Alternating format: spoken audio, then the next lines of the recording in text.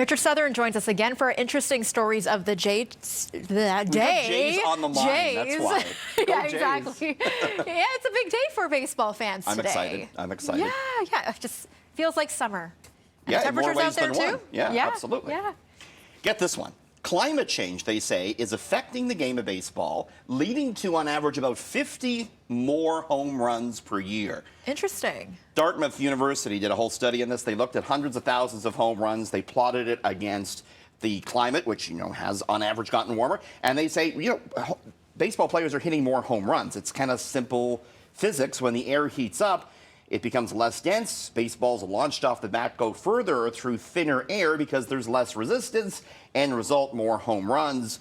Dartmouth found that there's a 1% increase in home runs for every 1 degree the air warms. Now, I think climate change is a huge crisis. It's a problem, but I'm also a big Jays fan. So I'm going to go down to the Rogers Center with some hairspray cans and maybe try and bring on the global warming down there to help us out. I'm just curious if then would we have a better chance of hitting home runs? You and I would still be terrible somehow. You think so? Yeah. Yeah. I don't think we're that quite hot yet in the climate. Thank goodness. Hey, well, we can try.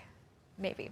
Now, we talked about this earlier in the show. Widespread cell phone service is coming to the TTC, but some of us really miss that peace and quiet. Right. I mean, Rogers is going to bring it to the subway. It's going to be great for security if you need to make a 911 call. However, with great power comes great responsibility. Just because you can call your friend to complain about how late they are or call tech support while you're on the Dundas platform doesn't mean you should, right? Right. I'm just back from Japan the other month, and you can use your phone there, but there's big signs everywhere on the Japanese subway system. No talking. You would be reprimanded if you talked.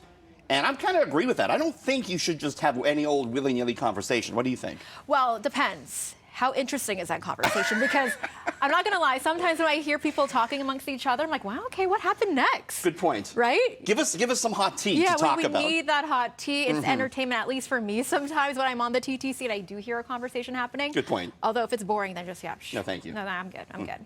Now, Russell Crowe's latest blockbuster is hitting theaters later this week, but it's already a big bust among one very particular audience. The Vatican, they're not happy about it. One group in particular, he plays, there he is, Russell, that's dark. He plays an exorcist. It's based on, a real guy, one of the head exorcists in the Vatican who did a lot of the exorcisms up until the late 80s. The International Association of Exorcists, who knew there was such a group, they are taking issue with this flick, which, by the way, is called The Pope's Exorcist, in theaters this weekend. They are saying it's, quote, unreliable splatter.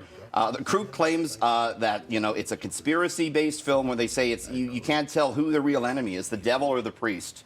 Oh, okay. But listen, for my money, the 1973 Exorcist movie, it's still scary to this day. Oh, my goodness. Yeah, I can't even watch it. The first time I saw that thing, I think I cried a little. There were people fainting in the aisles when it came out, apparently. No, it's terrifying. I don't think Russell's going to come close to that this weekend. No, not at all. Well, thank you so much, Richard, and we'll see you again tomorrow. Go Jays. Good to see you. Yay.